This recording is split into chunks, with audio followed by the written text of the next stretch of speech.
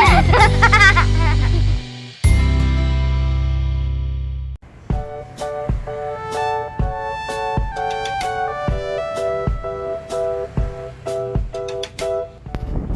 mga ka-Clover!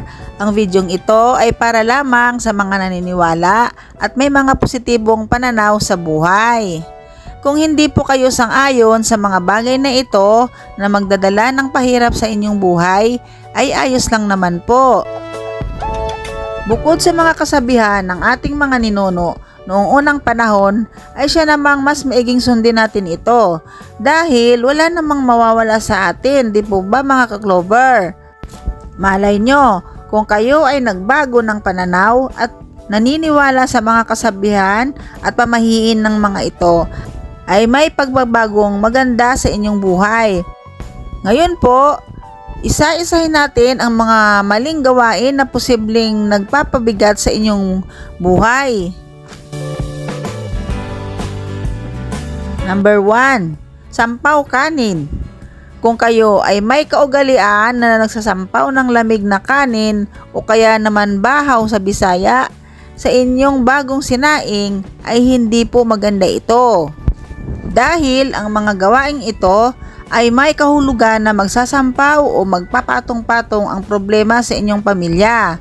Dahil sa hindi nyo paggalang di umano sa ating pinakamahalagang pagkain sa hapagkainan at magdudulot ito ng kabigatan sa buhay. Dahil ang kanin ay simbolo ng pagkakaisa at pagmamahal ng pamilya. Dahil ang pagkain ng kanin ng sama-sama ay isang tradisyon na nagpapapatatag sa mga relasyon. Kaya huwag isasampaw ang mga bahaw nyo na kanin sa bagong sinaing mga ka-Clover.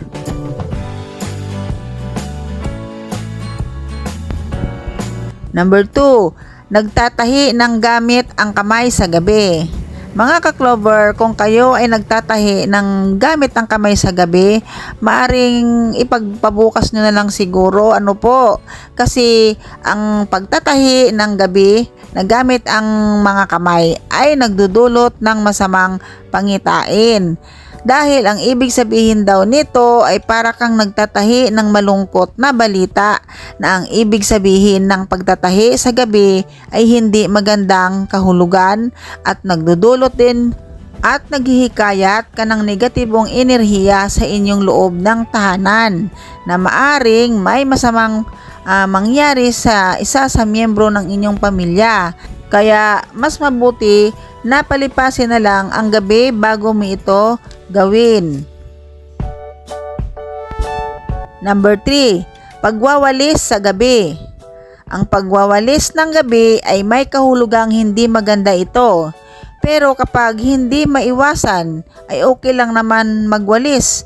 Pero kapag nagwalis kayo ng gabi ay huwag magsimula ng pagwalis sa loob ng bahay at idiretso mo palabas ng inyong pinto. Huwag palabasin ang inyong pinagwalisan dahil ang pagwalis ng gabi palabas ay para nyo na rin tinataboy ang grasya at swerte na meron kayo sa loob ng inyong tahanan. Number 4, basag na pader o kaya bitak na pader. Mga ka-Clover, kung ang inyong tahanan ay mayroong bitak-bitak o basag na pader, hindi maganda ang kahulugan nito. Dahil ang basag na pader ay sumisimbolo ng isang bagay na nasira. Ito ay isang matalinghagang pahayag na may maraming posibleng kahulugan.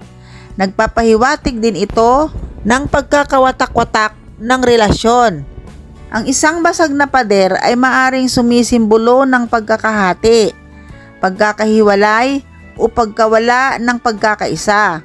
Ito ay nagdudulot ng pag-aaway sa isang relasyon na maaring magsanhi ng pagkasira ng kanilang pagkakaunawaan at tiwala sa isa't isa. Maari ding ang bitak na pader ng isang bahay ay nagpapaalala sa kanila ng kanilang mga problema sa pinansyal. Ang maliit na bitak na kanilang pagkakaibigan ay unti-unting lumalaki hanggang sa tuluyan silang maghihiwalay. Number 5, magtira ng coin sa pitaka.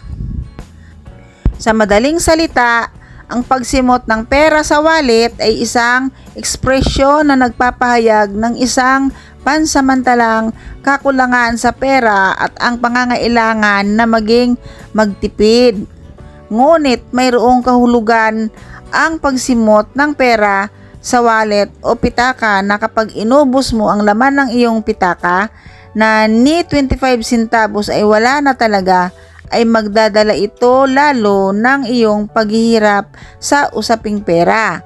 Dahil ayon sa mga kasabihan, ang pagtira ng kahit sentimo sa iyong wallet ay nangangahulugang hindi ka mawawala ng pera. Dahil posibleng magkakaroon ka ng hindi inaasahan na blessings kasabay ng iyong sipag at tiyaga. Pero ang pagsimot ng pera sa iyong wallet ay nangangahulugang lagi kang mauubusan ng pera at magkakaroon ng problema sa finansyal at maaring maging sanhi ng tensyon sa pamilya at mga kaibigan na maaring magdulot ng hindi pagkakaunawaan na mauwi sa pagkakawatak-watak ng pamilya. Kaya pananatilihin na magtira ng kahit na piso sa inyong pitaka. Mga ka-Clover, ang mga pamahiin ay mga paniniwala na nakabatay sa kultura at tradisyon na madalas ay walang siyentipikong basihan.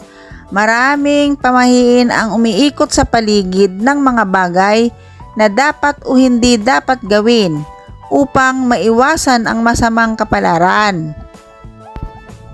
Ang tunay na tagumpay at kaligayahan ay nakasalalay sa iyong mga pagsisikap at positibong pananaw sa buhay. Disclaimer lamang po, mga ka-Clover, tandaan, sipag at tiyaga at pananampalataya sa Diyos ang siya pa ring sentro ng tagumpay. Ngunit ang mga kasabihan na ito at pamahiin ay maaaring totoo at makakaapekto sa pag-unlad ng ating buhay. Dahil lahat ng binanggit ko na mga bawal gawin ay siyang mga negatibong enerhiya na magpipigil sa ating magandang kapalaran. Hanggang sa muli mga ka-Clover. Kaya kung gusto nyo ang ating mga videos, paki-like lamang po, share and subscribe para updated po kayo lagi sa ating mga susunod pang mga videos para may mapulot kayong kaalaman na maaring hindi nyo pa alam na kailangan nyo nang baguhin.